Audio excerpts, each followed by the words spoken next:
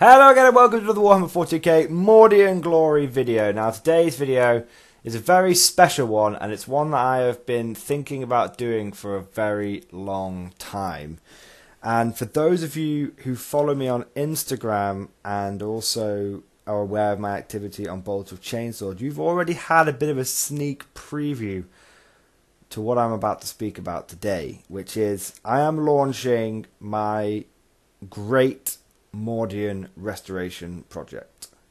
That's right, guys, the Mordian 50th rifles are going to undergo a complete and utter overhaul, from the very humblest rifleman to the greatest battle tank. Every last model is going to be stripped down and repainted.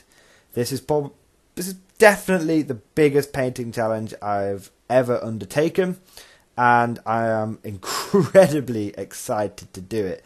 I know we're only 4.5 months, 5 months into the year of the heretic, but progress on the gene, and I was going to leave this until next year. I was going to leave this as a 2020 project, but there's two reasons why I'm unveiling it to you guys. Three reasons why I'm unveiling it to you now. First and most importantly is I want to. It's exciting. It's dynamic, and it's definitely something that you guys have been asking for a while. Like, we want to see more Mordians, we want to see more Mordians. So that's the first reason. It's something I want to do. It's something I'm excited about.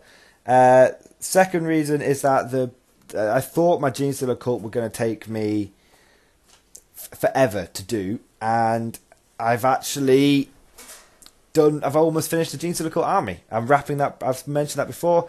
I'm wrapping that project up now. I've just got my bikers and my Atalan and my Ridge Runners left, and a couple of trucks. So it's like 10 bikers, 4 vehicles for the Gene Stealer cult. I've painted over 200 models for them. So that project's coming to an end. My World Eaters, of course, are part of the Year of the Heretic, and they will be completed alongside my Mordians, but they're mostly done. There's not a huge amount of work to be done on the World Eaters, to be honest.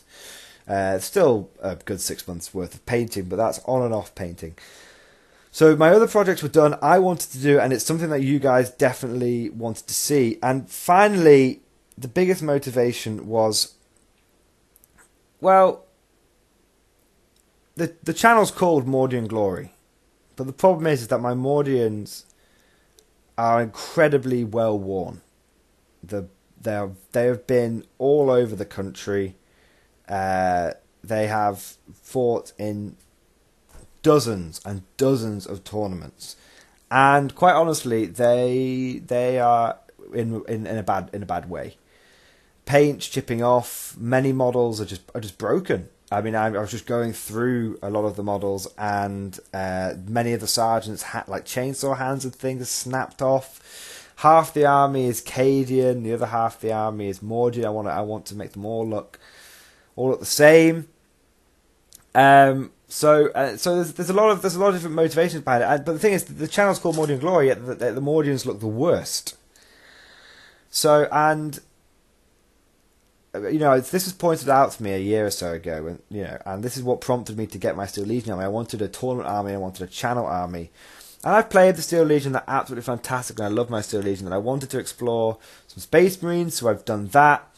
And I wanted to play with some Xenos and some Chaos, so I've obviously been doing my Gene Stealer cult.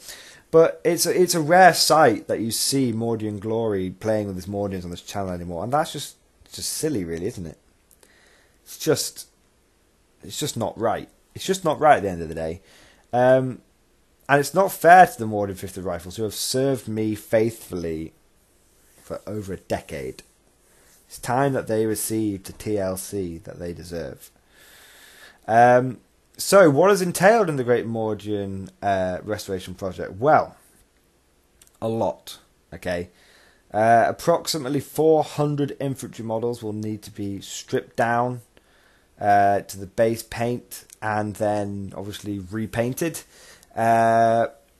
Most of the Cadian models will need head swaps as well, which makes up approximately half the army. So that's about 200 models which will need head swaps. Many of them also going to need fixing. I'd say at least 50 models are badly broken, will need fixing. It's a huge undertaking. And originally I was going to do this as something that I just focus on for a year, but I've been concerned that I'll get burned out. So I thought I'll start it 7 months early, and I can take a bit more time over it and not end up rushing it. Now, before we go any further, I just want to say a huge thank you to Sean Brabant for sending me the models that you guys are looking at today. Sean messaged me a couple of months ago saying, "Hey Morning Glory, I want to build you a custom veteran squad." And I was like, "That's absolutely incredible. Thank you so much." It was very, very humbling, someone just to build me this squad and send it to me. So thank you, and again from the bottom of my heart, Sean, for sending these models in. Absolutely fantastic. Loads of subtle conversion work going into it. Custom plasma rifle. Mixture of sort of some Cadian. There's a couple of Kaschan bits. There's the heads, I believe, are from Victoria Miniatures. Just absolutely fantastic. And this was a really big motivator for me to launch the Great Mordian Restoration Project early. I thought, Sean sent me these models. I can't just sit on them for 7 months. That's just not fair. And so I just want to say thank you, Sean, because what you've done is you've motivated me, and you've shown me that, my Mordians do need to be front and centre on this channel.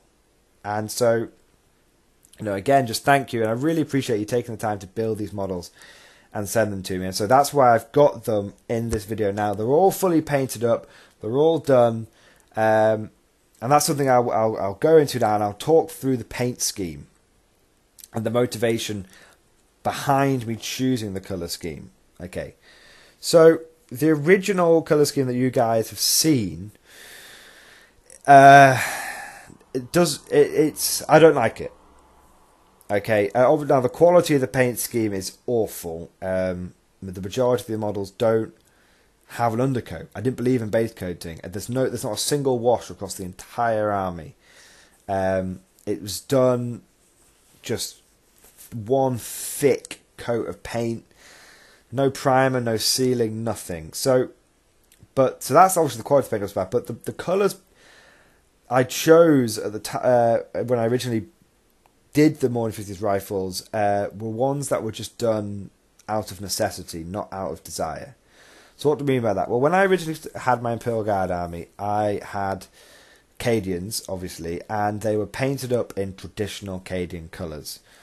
And this was at a time when most people were painting their armies in traditional Cadian colours. Now, most people these days don't, and they come up with cool, unique colour schemes.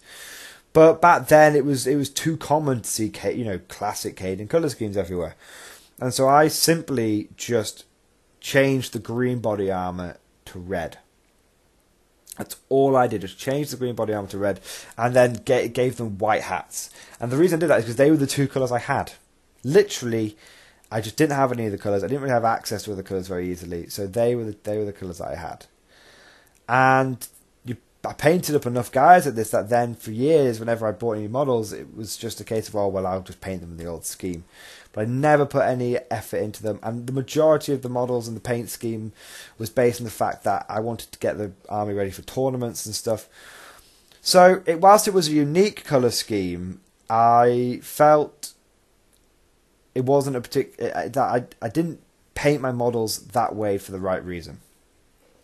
And so when it came to coming up with a new colour scheme for the Mordian 50s rifles, I had to make a decision.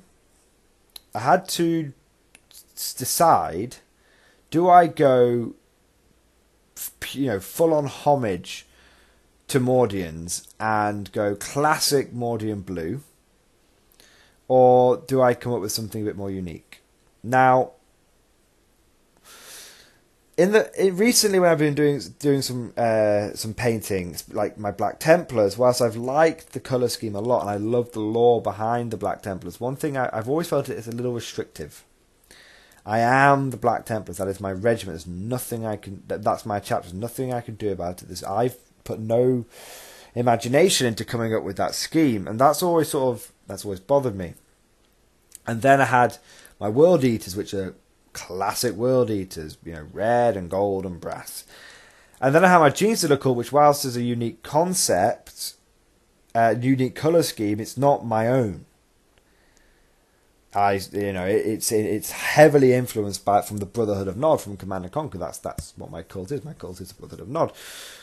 And again, whilst cool, it's difficult for me to take a sense of ownership of the paint scheme. And I was finding I was losing my imagination. So that basically made me decide I'm going to come up with my own paint scheme. I'm going to come up with my own completely unique colour scheme. But there was something I had to take into account: the amount of models I was going to paint. Now, I've got 400 infantry to paint, and I'm doing a decent paint job on them. I'm not doing an amazing paint job. The paint job on my Mordians will definitely not be as complex as my Gene Cylical or my Black Templars. That's a horrendous amount of detail on both of those armies. The colour scheme for the Mordians is going to be very functional. So if you've noticed on the uniforms, I've not done a band. Didn't do a band round them. I decided I need to have the trousers one colour and everything else another colour, and then fine detail. So I decided I wanted to go, because I was painting so many guys, I didn't want to rely on black primer unless the army was going to be black. But I've already got black cult army, I've already got a black Templar army, so I decided I don't want to go back Templar. I don't want to do classic Mordians. I've got a red army with my World Eaters, so I wanted to do an army that I could base the colour scheme off a spray paint, off a GW spray paint. So took a look through. Like I said, I have got black, I've got grey, I've got red, and I was thinking I don't want to do blue, ultramarine blue. I don't want to do them brown. I wouldn't imagine Mordians have a brown uniform. So I thought, right, green. Let's do a green. And that's when I realised that Games Workshop did Caliban green, which is what you use for your Dark Angels. And I thought, that's going to look very nice as a dress uniform. Because it's not a green that you use for camouflage. It's not a camouflage green in any way, shape or form. It's like it reminded me of like British racing green, and I thought that's like a deep royal green colour. But I had to decide what goes with green, and I thought, well, you know what I'll do is I'll have I want a colour that goes with green. I don't want a colour that contrasts green. I want it to blend. I want it to be nice, neat, organised ranks of men. I want the two colours to complement each other. And then I thought, well, why don't we have a bit of a homage to two Mordians, and I'll have Mordian Iron Guard blue, which these days is called my Crag blue, and that's what I chose to do the pants. And they're the colour scheme, guys. That's it. So if anyone wants to know what in each paint is on the models that I'm going to be doing, the body armour and cloth is Caliban green. Now, before I go any further, I want to say there's a reason I did and ah, should I do the flak armour and the jacket, the sort of the cloth jacket, different colours? I decided no. I decided that I would have them all Caliban green, because then the Cadian converted models will fit in very nicely alongside the regular Mordians. I thought about doing the shoulder pads blue, but then I started realising that blue was becoming the primary colour, and I want the green to be the primary colour.